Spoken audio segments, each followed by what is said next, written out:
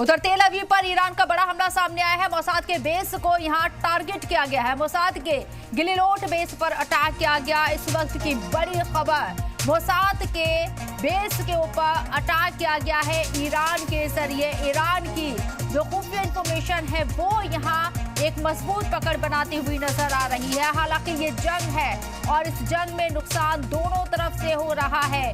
तेल अवीव पर ईरान ने बड़ा हमला करके इजराइल को ये एक सख्त मैसेज दिया है कि इस जंग में इजराइल को कितना नुकसान उठाना पड़ सकता है।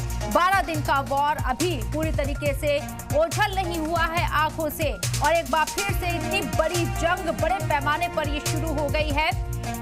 ईरान पूरी तरीके से मैदान में डटा हुआ है। इजराइल और अमेरिका के सामने महाशक्तियों से, सुपर पावर से अकेला ईरान लोहा लेता हुआ नजर आ रहा है। हालांकि इस बीच दुनिया दो खेमों में बंटी हुई नजर आ रही है। तस्वीरें फिलहाल आप देखिए, ये तस्वीरें मोसाद के बेस पर अटैक ईरान के जरिए तेल अवीव में किया गया है। इस वक्त की ये बड़ी खबर।